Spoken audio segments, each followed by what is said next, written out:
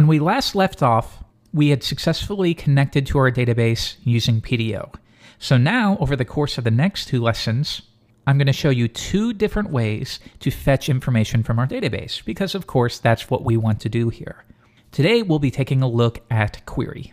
So above right here within our try-catch statement, we'll add a new line and I'm going to say results equals, and now I will say my connection. We're going to call this new method on our instance. And that method is query. And this will be very similar to what you were used to with MySQL Connect and its respective query function. Within here, I just pass MySQL. In this case, select star from the users table, and let's keep it like that. Now I want to print R the results. Let's view this in the browser, reload, and now I want you to note that what we have is an object. So what we can do at this point is say for each results as row, print R row. One more time, reload the page, view the source, and now we have those 3 items from the database. Good. And that was really easy. But what if we want to be more specific? Maybe we want to say select star from the users where the ID equals 3. Well, let's keep it like that for now. I'll reload the page, and yep, that's working. It returns the row with an ID of 3. Good. But what if we want to make this dynamic? And this is something that'll be fairly common. You're not always going to know the ID. You're going to call a function and you'll pass in the ID. And that ID then needs to be bound to the query. Now, the method that I'm going to show you is a bit of an anti-pattern. It'll work, but there are better ways to do it. So I'm going to specify anti-pattern for now.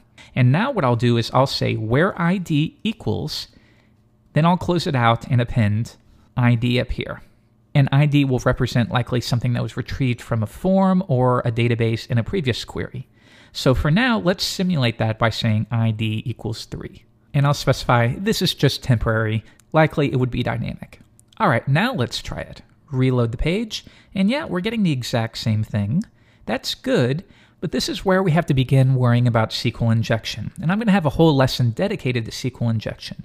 But for now, please understand that anytime you are creating these queries and you're appending information or variables where the values were potentially set by the user of your website or application, that can be incredibly dangerous. Now, we assume that the value will be 3, but what if it was something like or 1?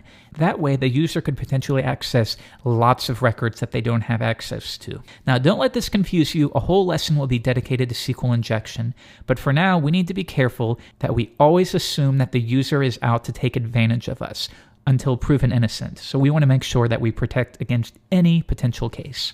So the first thing that we would want to do in that protection is to run this through connection quote.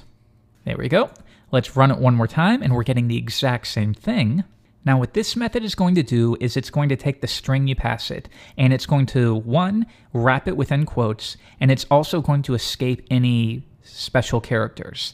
And now presumably what this will do is make it okay to be appended to your SQL query. If I switch over to the documentation, php.net/pdo.quote, and you can see it places quotes around the input string and escapes special characters within the input string. And the basic idea is that when you're escaping these characters, you can protect against anything that the user might try to do that's harmful to your database and your data in general.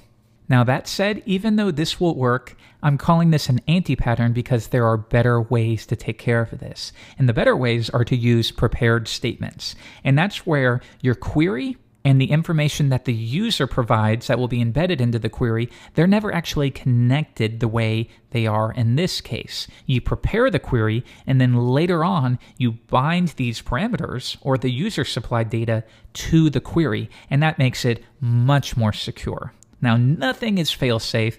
All databases can truthfully be hacked into if the hacker is smart and clever enough, but that will take you a really long way in terms of protecting your database. So in the next lesson, we're going to dig into prepared statements.